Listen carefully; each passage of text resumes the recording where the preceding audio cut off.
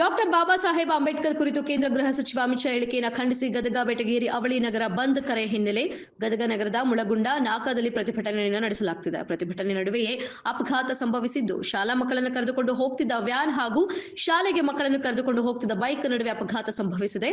ಪಾಲಕರೊಂದಿಗೆ ಬೈಕ್ನಲ್ಲಿ ಶಾಲೆಗೆ ತೆರಳುತ್ತಿದ್ದ ಬಾಲಕಿಯ ಕಾಲಿಗೆ ಹಾಗೂ ಕೈಗೆ ಪೆಟ್ಟಾಗಿದ್ದು, ಬಾಲಕಿಯನ್ನು ಆಸ್ಪತ್ರೆಗೆ ಕರೆದುಕೊಂಡು ಹೋದ ಪಾಲಕರು ಜಿಲ್ಲಾಧಿಕಾರಿಗಳಿಗೆ ಮನವಿ ಕೊಟ್ಟಿದ್ದೀವಿ. ಶಾಲಾ ಕಾಲೇಜುಗಳು ಬಂದ್ ಮಾಡ್ರಿ, ಏನಾರ ಅನಾಹುತ ಆದ್ರೆ ನೀವ ಕಾರಣ ಅಂತೇಳಿ. ಇವತ್ತ ಮುಳುಗುಂದ ಹಾಕದಾಗ ಹೋರಾಟ ಮಾಡುವ ಸಂದರ್ಭದಲ್ಲಿ ಆಗ್ತಕ್ಕಂಥ ಘಟನೆ ಆಗಿದೆ. ಶಾಲಾ ಕಾಲೇಜು ಬಸ್ಗಳ ಇವತ್ತು ಗಾಡಿ ಒಂದು ಮಗು ಸಾಯತಕ್ಕಂಥ ಕೆಲಸ ಆಗ್ತಿತ್ತು, ಸ್ಕೂಲ್ ಹುಡುಗಿ. ಅದಕ್ಕೆ ನೇರವಾಗಿ ಜಿಲ್ಲಾಧಿಕಾರಿಗಳವರೇ ಕಾರಣ ಅನ್ನೋಂತ ಹೇಳ್ಬೇಕಾಗತ್ತ. ದಯವಿಟ್ಟು ತಮ್ಮಲ್ಲಿ ವಿನಂತಿ ಮಾಡ್ಕೊತೀವಿ, ಈಗೂ ಕಾಲ ಮಿಕ್ಕಿಲ್ಲ. ಎಲ್ಲಾ ಕಡೆ ರಜೆ ಘೋಷಣೆ ಆಗಿದೆ, ಗುಲ್ಬರ್ಗದಲ್ಲಿ ಆಗಿದೆ. ನೀವು ರಜೆ ಘೋಷಣೆ ಮಾಡ್ರಿ, ಇಲ್ಲಾಂದ್ರೆ ನೀವು ರಜೆ ಘೋಷಣೆ ಇದ್ದೀರಾ, ನೀವು ಬಾಬಾ ಸಾಹೇಬ್ ಅಂಬೇಡ್ಕರ್ ವಿರೋಧಿ ಅನ್ನೋದು ಹೇಳ್ಬೇಕಾಗತ್ತ.